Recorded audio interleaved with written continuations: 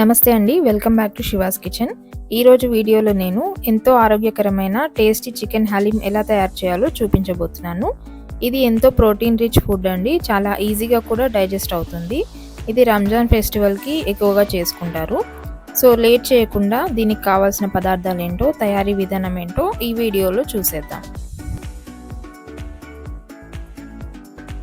ముందుగా ఒక బౌల్ తీసుకొని అందులో మనం 4 టేబుల్ స్పూన్ గోధుమ రవ్వ, 4 table spoon basmati rice, 4 table spoon శనగపప్పు, 4 టేబుల్ స్పూన్ ఎర్ర కందిపప్పు, 4 టేబుల్ స్పూన్ పెసరపప్పు, 4 tablespoon oats, 4 tablespoon నువ్వులు తీసుకొని ఒక 2 సార్లు వాష్ చేసుకొని నైట్ అంతా నానబెట్టి పెట్టుకోవాలి.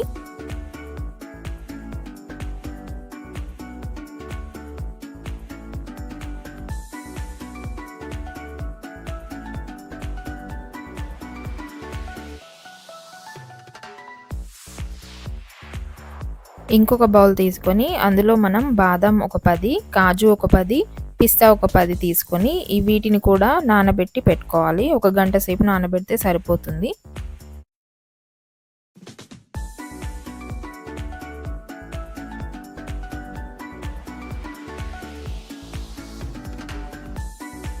తర్వాత మనం నైట్ అంతా నానబెట్టుకున్న పప్పుల మిశ్రమాన్ని వాటర్ మొత్తం తీసేసి ఒక మిక్సీ జాడీలో వేసుకొని మెత్తగా పేస్ట్ చేసి పెట్టుకోవాలి.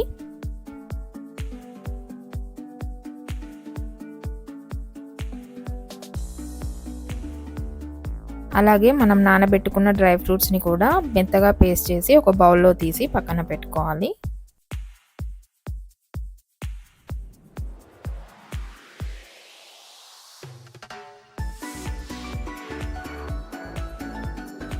ఇప్పుడు స్టవ్ ఆన్ చేసుకుని ఒక ప్రెషర్ కుక్కర్లో 4 టేబుల్ స్పూన్ నెయ్యి వేసుకోవాలి.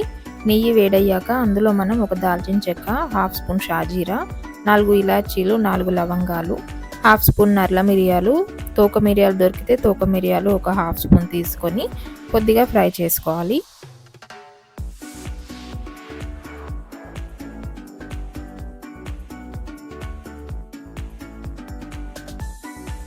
ఇవి ఫ్రై అయిన తర్వాత ఒక 3 మీడియం సైజ్ ఉల్లిపాయలని ఇలా పొడవుగా కట్ చేసుకొని ఇందులో వేసుకోవాలి. ఇవి గోల్డెన్ బ్రౌన్ కలర్ వచ్చేంత వరకు ఫ్రై చేసుకోవాలి.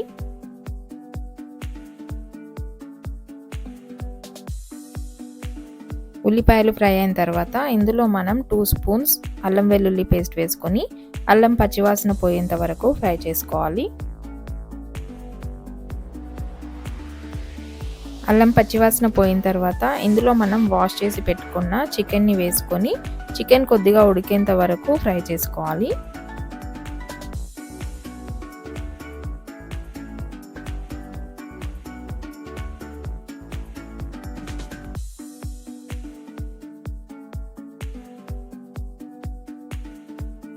చికెన్ ఉడికిన తర్వాత ఇందులో ఒక 4-5 పచ్చిమిరపకాయలు వేసుకొని ఒక 1 స్పూన్ పసుపు వేసుకోవాలి.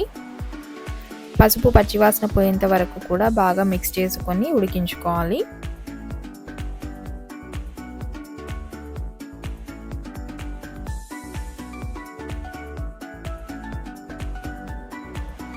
చికెన్ బాగా ఉడికిన తర్వాత ఇందులో మనం 2 టేబుల్ స్పూన్ కారం పొడి, 2 టేబుల్ స్పూన్ ఉప్పు, 1 tablespoon garam masala powder, 1 tablespoon జీరా పౌడర్, 1 టేబుల్ స్పూన్ మిరియాల పొడి వేసుకొని వీటన్నిటిని బాగా కలుపుకొని మళ్ళీ ఒక 2 నిమిషాల పాటు ఉడికించుకోవాలి.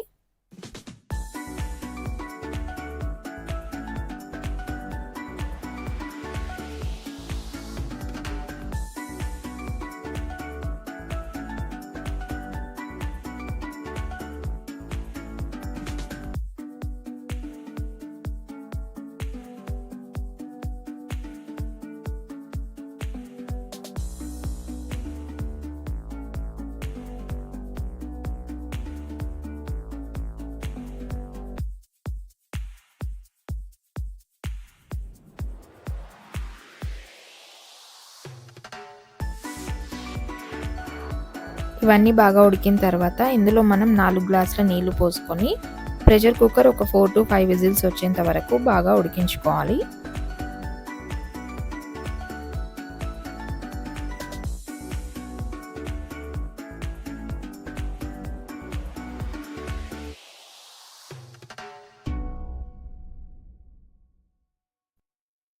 5 విజిల్స్ తర్వాత చికెన్ ఇలా మెత్తగా ఉడకాలి. ఇలా మెత్తగా ఉడికిన తర్వాత మనం పప్పు గొట్టంతో కానీ వేరే మ్యాషర్తో కానీ బాగా మ్యాష్ చేసుకోవాలి.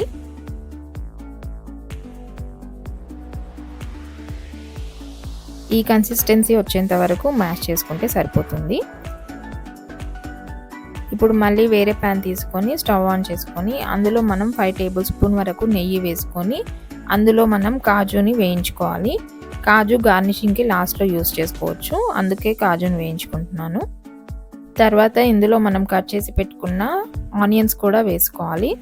ఆనియన్స్ బ్రౌన్ కలర్ వచ్చేంత వరకు ఫ్రై చేసుకోవాలి. ఇవి కూడా గార్నిషింగ్గా యూస్ చేస్తున్నాను.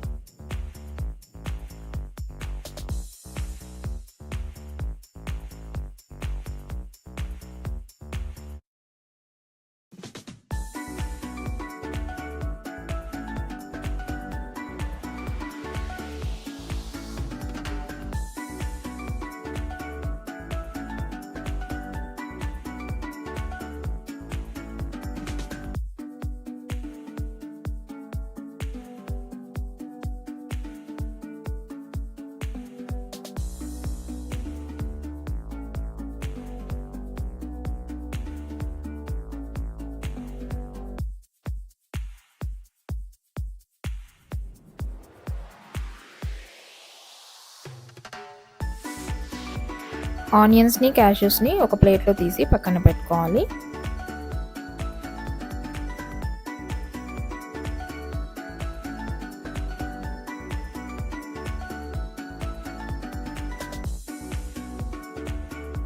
తర్వాత అదే ప్యాన్లో మనం పేస్ట్ చేసి పెట్టుకున్న పప్పుల మిశ్రమాన్ని మొత్తం వేసి ఇది ఉండలు కట్టకుండా బాగా కలుపుతూ ఉండాలి.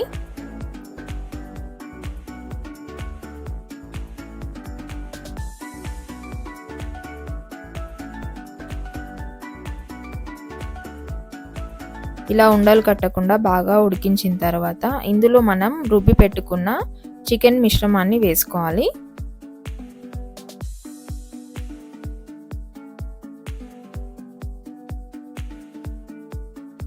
చికెన్ మిశ్రమాన్ని మొత్తం దీంట్లో వేసిన తర్వాత ఒక 15 నుంచి 30 నిమిషాల వరకు బాగా కలుపుతూనే ఉండాలి. ఇలా కలపడం వల్ల దాని ఎలాస్టిసిటీ అనేది చాలా బాగా వస్తుంది.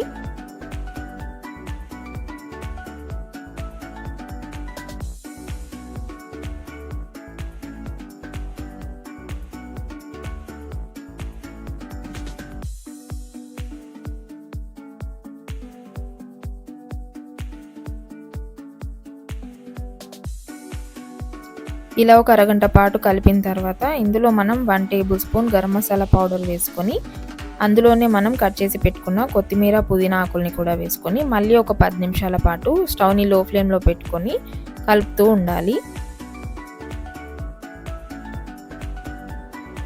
చివర్లో 2 టేబుల్ స్పూన్ నెయ్యి కూడా వేసుకోవాలి.